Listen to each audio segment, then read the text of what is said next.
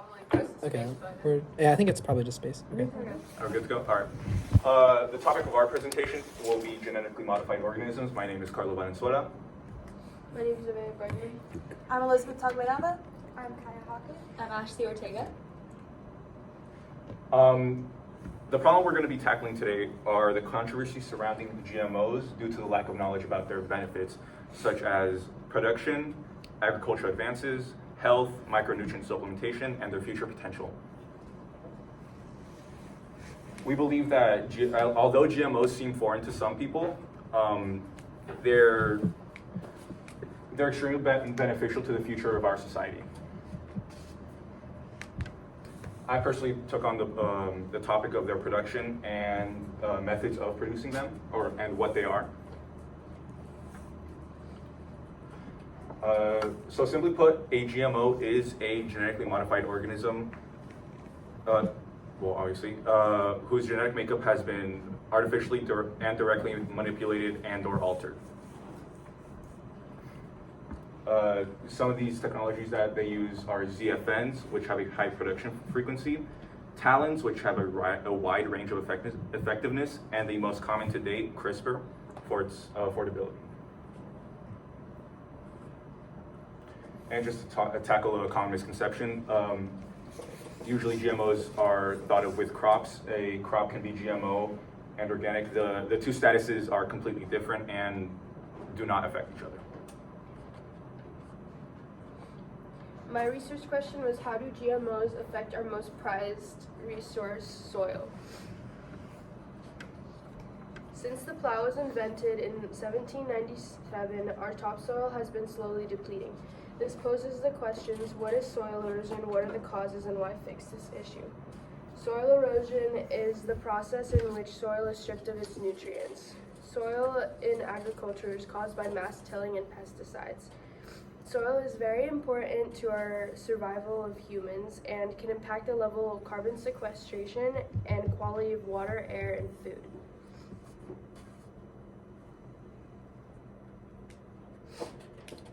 This is the picture of the largest man-made disaster, which was the Dust Bowl. To think if GMOs were around in the 1930s, we may not have the same Great Depression as we read about in our history books.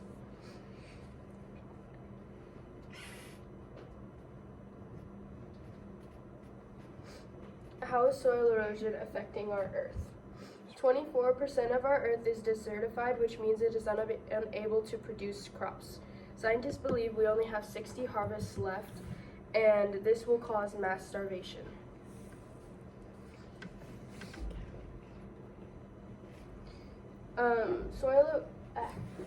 GMOs provide many benefits. These include the decreased need for tilling and pesticides due to the genetically modified plants being resistant to pests and weeds.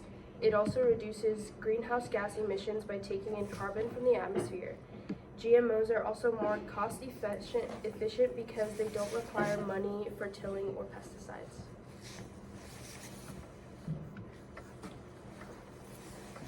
My branch of research was, how do GMOs affect human health and nutrition? In an article written by Megan L. Norris, who published with Harvard University in 2015, I found an experiment where there were no effects on human health. In this experiment, male and female rats were fed non-GMO and GMO potatoes. Those in the non-GMO potato group were the control group. After a microscopic analysis after their death, it was found that there were no significant damage to any major organs of these specimens. They were specifically looking at reproductive organs, stomach, heart, liver, and kidneys, all of which had no damage or very little effects. I did find some experiments with some effects on human health, one of them being an article by Afred Ayar and Mehmet Tidin, who published in a research book edited by Dr. Kem Ivrigalu. In this experiment, conducted by Seralini in 2007, mice were fed GMO corn for 90 days. And after the microscopic analysis after their death, it was determined that 2 excretion organs had been affected. Specifically, phosphorus and sodium levels in the urine had decreased while fat in the liver had increased. This experiment was in a dose-dependent manner, and it's important to remember that because these specimens were fed thousands of times above the average human consumption for daily GMO intake. This means that the results of this experiment and others like it is highly, highly unlikely to be shown in humans, as we do not intake as much GMOs as they did in this experiment.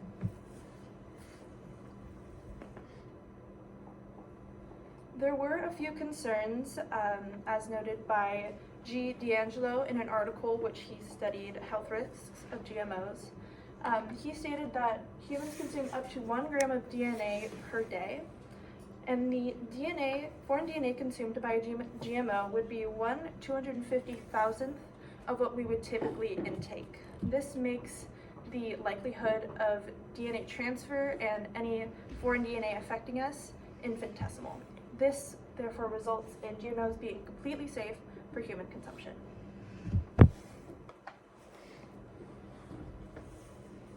I focused on micronutrient malnutrition, which raised the question, how do GMOs impact the micronutrient consumption of women and children in developing countries? Micronutrient malnutrition is a deficiency of vitamins and minerals that are vital for bodily functions. It's a prevalent problem among people in developing countries, which more than 800 people suffer from, and this includes regions like Africa. Pregnant women and young children are the most vulnerable to micronutrient deficiencies because vitamin A and iron, for example, they support development, the immune system, and healthy childbirth. If the required amounts of vitamins and minerals are not met, it can be fatal. And GMOs have the potential to reduce micronutrient deficiencies and have done so through biofortification programs. These programs increase the nutrients richness in commonly consumed crops and target developing areas that do not have access to affordable nutritious diets. This is golden rice, one of the many genetically modified crops that is enriched with vitamin A.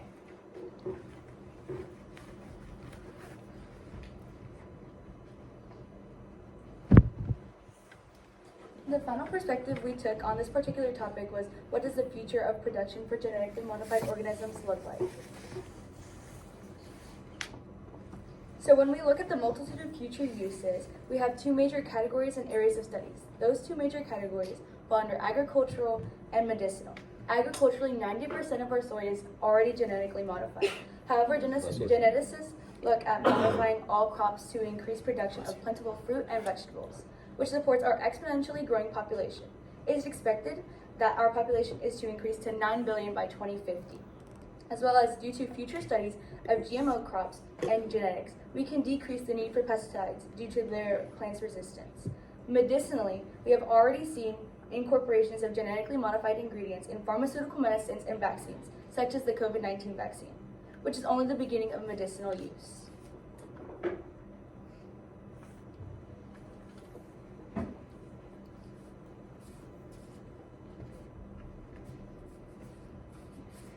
Overall, towards the future of GMOs, we see residual benefits. We see the previously mentioned benefits towards, Our solution is by educating ourselves on GMOs and their production. We can clearly see the benefits in all different aspects of our lives, such as agricultural advancements, human health, micronutritional malnutrition, and the future potential.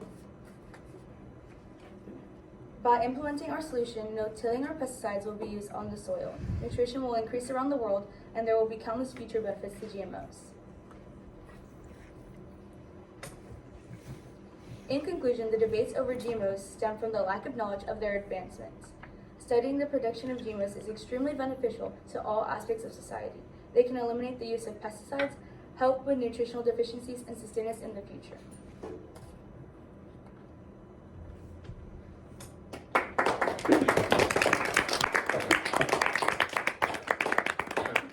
Thank you. A few questions for all of you. Let's see, Nevaeh, describe how the content of the team presentation was changed as a result of your group discussions over the last few weeks. Initially, we were not all in contact with each other, and we created a presentation individually, so it didn't run as smoothly as we wanted it to. We did, over the break, get together and try to fix that issue so we can make our slide presentation better. Instead of making it individual presentations within one, we made it one whole.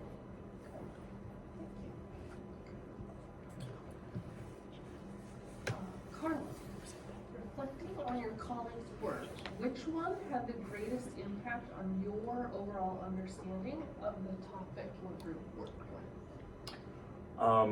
I'd have to say probably Liz's, Elizabeth's, because it was a lot more focused on around a controversy of the actual GMOs, a main controversy around GMOs. So it really expanded on it, I thought.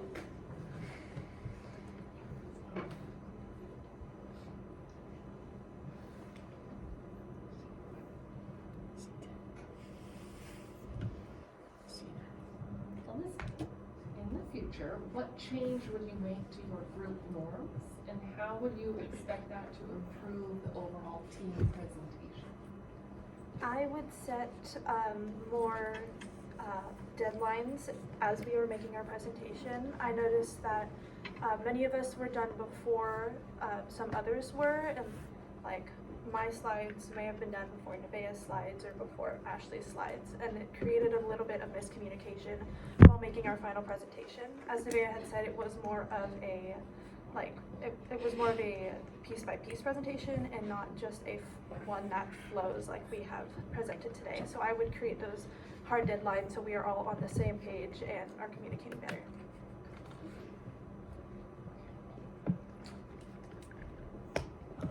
Ashley, having finished the project, what, if anything, do you consider to be a gap in your team's research that, if addressed, would make you feel even more confident about the overall conclusion?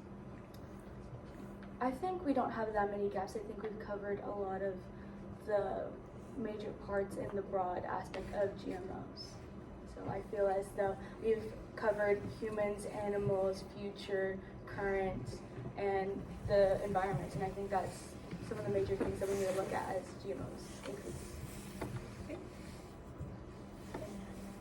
Kaya, in what way do you improve your ability to work with a group as a result of this particular project? As a result of this project, I found that it was important to have patience and communicate with all group members. Great. Thank you.